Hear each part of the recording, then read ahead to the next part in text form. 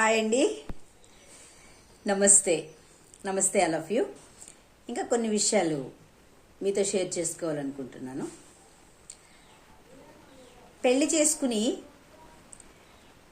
పెళ్ళిలో ఒక మనిషి జీవితం స్పాయిల్ అయినప్పుడు చాలా విధాలుగా మైండ్ ఆలోచిస్తూ ఉంటుంది.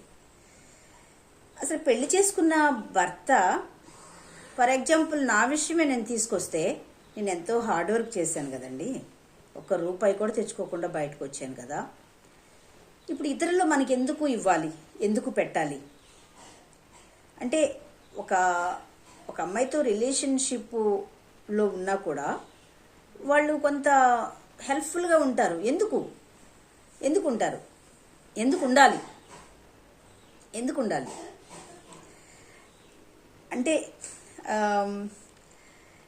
ఇప్పుడు అది రూలే.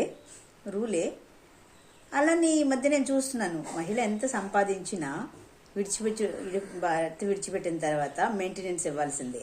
అంటే కొన్ని ఫ్యామిలీస్లో భార్యనే కష్టపడి, భర్త అసలు కష్టపడాడు కదా, సోమరిపోతుగా ఉంటాడు. అసలు వాడికి సేవింగ్ అంటే తెలీదు. అండ్ వాడికి ఈక్వల్గానే కష్టపడతారు. కానీ ఇప్పుడు అడగాలన్నా కూడా కొంచెం విచిత్రంగానే ఉంది కూడా. నాకు విచిత్రంగానే ఉంది. అన్ని సంవత్సరాలు కాపురం చేసి, ఫర్ ఎగ్జాంపుల్ అంటే నేను కొంచెం ఇంకా ఓపెన్గా మాట్లాడాలంటే, అన్ని సంవత్సరాలు కాపురం చేసి వారసులనిచ్చి ఎంత అన్యాయంగా ఒక జీవితాన్ని ఇలా పడేస్తే, వేరే వాళ్ళకి ఏం పని అండి మనకు చేయందించడానికి? వేరే వాళ్ళకి ఏం పని? కానీ మానవత్వంతో చేయందించే వాళ్ళు ఉన్నారు మహిళలకు. అదే నేను చెప్పాలనుకుంటున్నాను. ఇంకా ఓపెన్గా వెళ్ళాలంటే, రోజు భర్తతో కాపురం చేసేటప్పుడు ఈవెన్ ఏమంటారు, ఫైనాన్షియల్ సపోర్టు బయట వాళ్ళు ఎందుకు ఇవ్వాలి, ఎందుకు ఇస్తారు? నీ భార్యగా నువ్వు విడిచిపెట్టినప్పుడు నీకు సిగ్గు లేదు, లజ్జ లేదు, మానవత్వం లేదు, నీతి లేదు. వేరే వాళ్ళు ఎందుకు చేయాలి?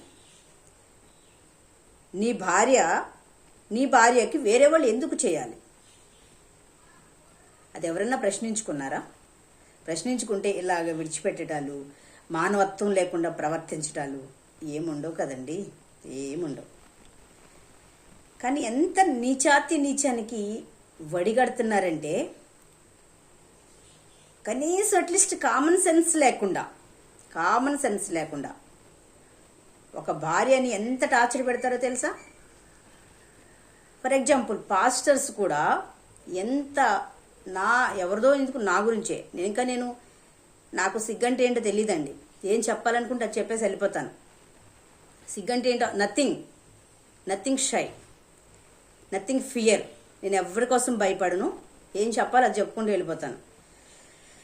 కానీ ఎంతవరకు జనాలు చూస్తారా, వెనకాల కామెంట్లు ఇవన్నీ చూస్తూ ఆలోచిస్తూ ఉంటానన్నమాట. అందుకే నేనేం చెప్పాలో అర్థం కావట్లా. ఒక భర్త భార్యకి ఇబ్బందిగా ఉందన్నా కూడా వాళ్ళ ఫీలింగ్స్, నేను బయటకు ఎక్కడికి వెళ్ళను కాబట్టి భార్యను తప్పకుండా నాకు పడక సుఖం అందించాలి అన్న సందర్భంలో కూడా తను బాగోకపోయినా వాళ్ళు భర్తకి సరెండర్ అయిపోతూ ఉంటారు. అలాంటి సిచ్యువేషన్స్ వదిలిపెట్టినప్పుడు గుర్తురావా? మీకు కాళ్ళొత్తి కీళ్ళొత్తి ఎక్కడ పట్టాలో అక్కడ పట్టి,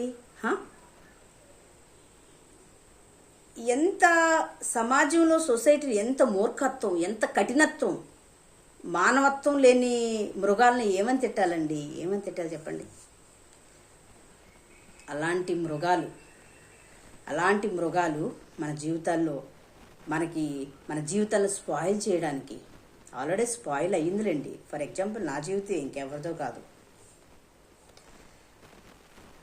వాళ్ళకు మధ్యరేత్రి కావాలనుకున్నా భార్య ఉండాలి, పిల్లలకని ఇవ్వాలి, అన్నీ షేర్ చేసుకోవాలి. 20-25 సంవత్సరాలు మ్యారేజ్ లైఫ్, ఇప్పుడా భార్యను విడిచిపెట్టడానికి భార్యను విడిచిపోయి అంటే భార్యతో ఇప్పుడు అవసరం లేదు, ఫీలింగ్స్ ఉండవు, ఇంకా దాంతో పని లేదు. ఇప్పుడు అన్నదమ్ములు అమ్మలు గుర్తొస్తారనమాట. అదే కదా, అదేనండి నా జీవితంలో కూడా జరిగింది అదే. ఎంత మూర్ఖత్వం చూడండి, ఎంత మూర్ఖత్వం, ఎంత దారుణమైన పరిస్థితి.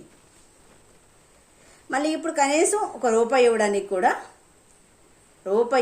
కూడా ఎంత మూర్ఖుడు అంటే, ఎంత స్వార్థపరుడు అంటే వాడు మళ్ళీ పాస్టర్గా చలామణి అయిపోతూ ఉన్నాడు. ఏం చేయాలి, ఎంత చెప్పాలి, ఏం చేయాలి? అదే నేను అనుకుంటూ ఉంటాను. అది యంగ వయసులోననుకోండి, ఎవరొకరు సెకండ్ మ్యారేజ్ చేసుకోవడానికి ఒక ఆప్షన్ ఉండేది కదా. వాళ్ళకి మళ్ళీ మనం పిల్లల్ని ఇవ్వడానికి ఒక ఛాన్స్ ఉండేది. ఇంత దారుణంగా 25 ఇయర్స్కి మళ్ళీ మ్యారేజ్ ఏమంటారు, సిల్వర్ జూబ్లీ ఏదో అంటారు, అది చేసుకుంటూ ఉంటారు. అలాంటి టైంలో ఇలాంటి సిచ్యువేషన్ అంటే ఏం చెప్పాలో అర్థం కాక చాలా అప్పటి నుంచి ఫ్రస్ట్రేషన్.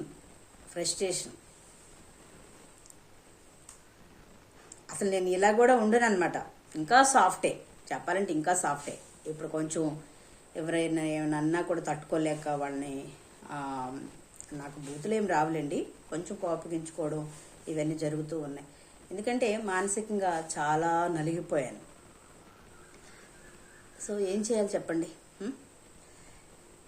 అందుకే ఒక ఛాన్స్ ఇస్తే, మళ్ళీ జడ్జిని అడిగైనా ఒక ఛాన్స్ ఇస్తే చెడమెడ కొట్టాలని అనుకుంటున్నాను.